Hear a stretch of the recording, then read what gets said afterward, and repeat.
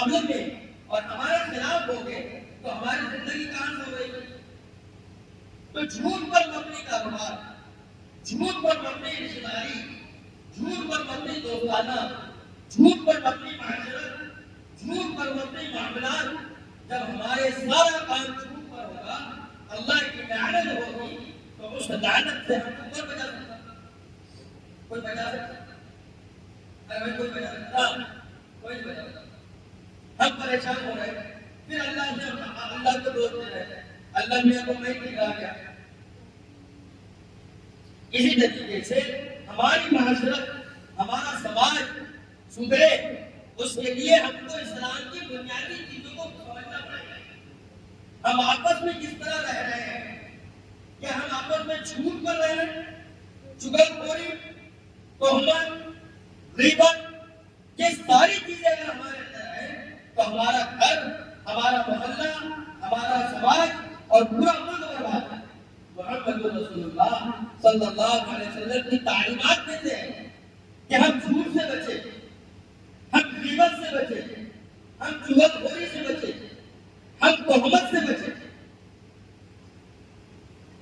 یہ معاشرت اور یہ طریقہ صرف مسلمانوں کے لیے نہیں ہے، بلکہ قیامت تک آنے والی انسانیت کے لیے ضابطہ اور قانون ہے زندگی گزارنے کا، کہ ہماری زندگی تہمت سے بچے، ہم کسی پر تہمت نہ لگائیں، ہم کسی کی چغلخوری نہ کریں، ہم کسی کی غیبت نہ کریں۔ چغلخوری کیا ہے؟ چغلخوری کس کو؟ یہاں کی سنانا، وہاں کی سنایا، ایک ہی کام بچا ہوا ہے۔ دنیا میں پیدا ہونے کا مقصد چغلخوری، یہاں سنا وہاں پھینکا، وہاں کی لیا یہاں۔ پیٹ میں درد ہوتا ہے جب تک کوئی بات وہ اگل نہ دے۔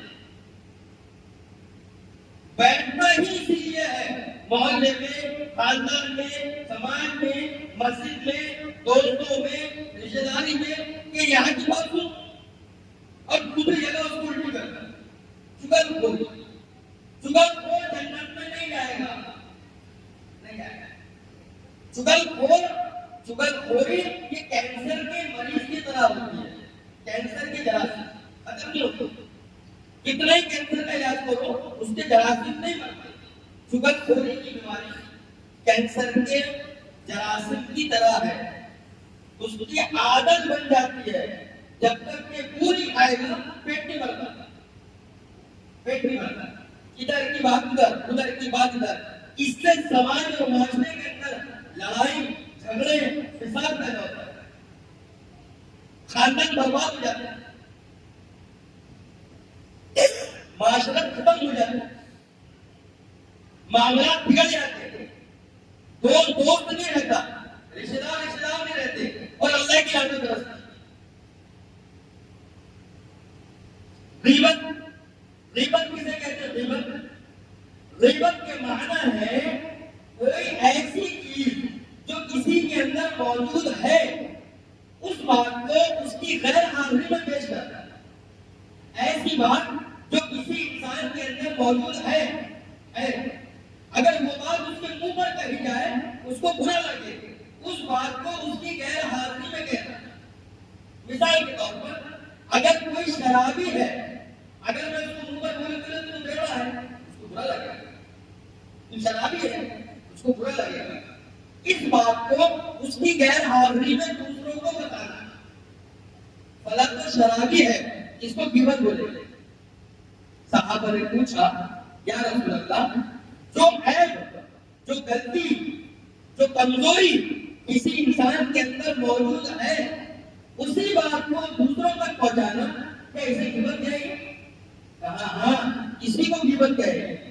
پوچھا یا رسول اللہ، وہ چیز تو اس کے اندر موجود ہے؟ بولے جو چیز موجود ہے اسی کی چرچا کرنا یہی تو غیبت ہے، جو چیز موجود نہیں ہے اس کی چرچا کرنا اس کو بہتان بولے گا۔ کیا بولے گا؟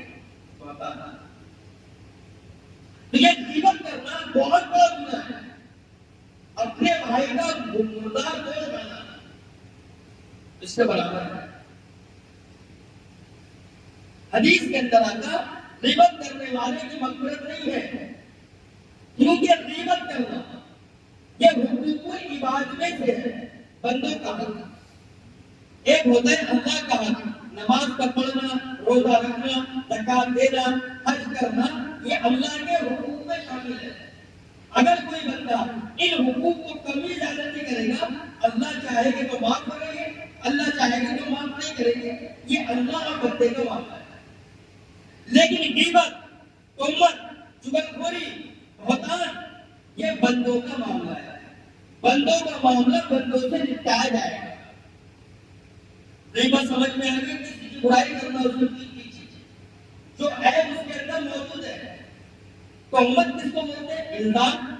تہمت کہتے ہیں جو چیز اس کے اندر موجود نہیں ہے اس کے اوپر تہمت لگانا۔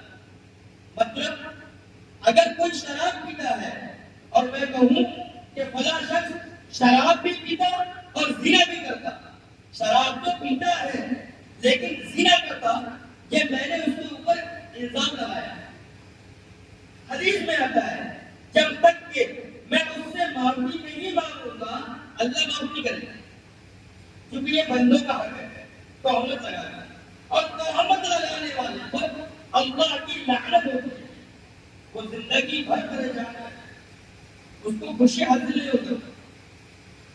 حدیث کے اندر آتا ہے اس کا خلاصہ، اگر کوئی انسان کسی پاک دامن عورت پر الزام لگاتا ہے 100 سال تک اگر سجدے میں رہے گا تو پھر اس کی دعا قبول نہیں ہوگی۔